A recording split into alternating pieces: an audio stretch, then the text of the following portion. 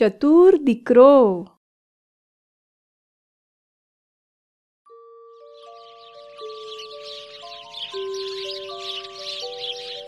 દૂરના એક ગામમાં એક સવારે રવિ નામનો એક ખેડૂત એના તે જ વખતે એનો પુત્ર વિવેક એમની તરફ દોડતો આવ્યો. પિતાજી, તમે દાદાજીને ક્યાં લઈ જઈ રહ્યા છો? હું એમને શહેરમાં લઈ જઈ રહ્યો છું.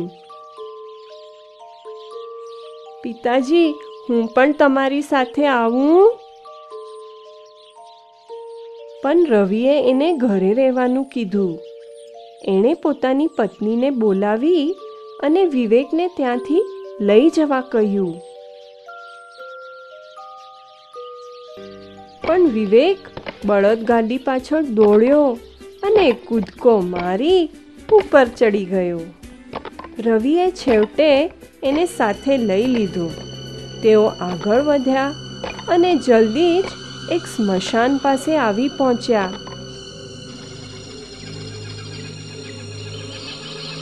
વિવેક, તું દાદાજી સાથે અહીં જ રહેજે. હું હમણાં જ પાછો આવું છું. પછી એ એક નિર્જન જગ્યાએ ગયો અને ખોદવા માંડ્યો.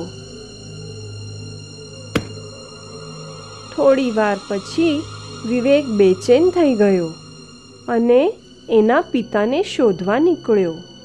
પિતા પાસે પહોંચી એણે પૂછ્યું, પિતાજી, તમે શું કરી રહ્યા છો? હું ખોદી રહ્યો છું. તું અહીં શું કરી રહ્યો છે? મેં તને દાદાજી પાસે રહેવાનું કીધું હતું. રવિએ ગુસ્સામાં જવાબ આપ્યો. પણ વિવેકે ફરી પૂછ્યું, તમે અહીં શું કામ ખોદી રહ્યા છો?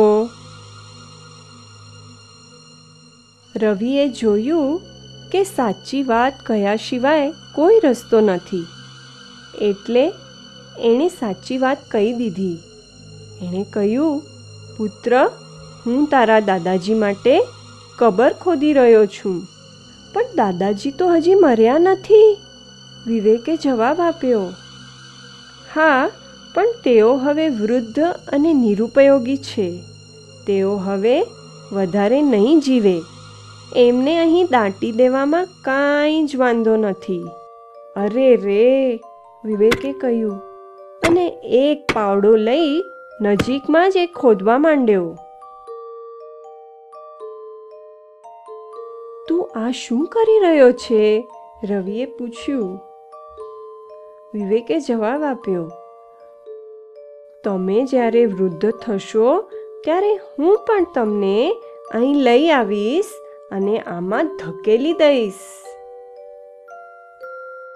શું તું તારા પિતા સાથે આવો વર્તાવ કરીશ? રવિએ કહ્યું.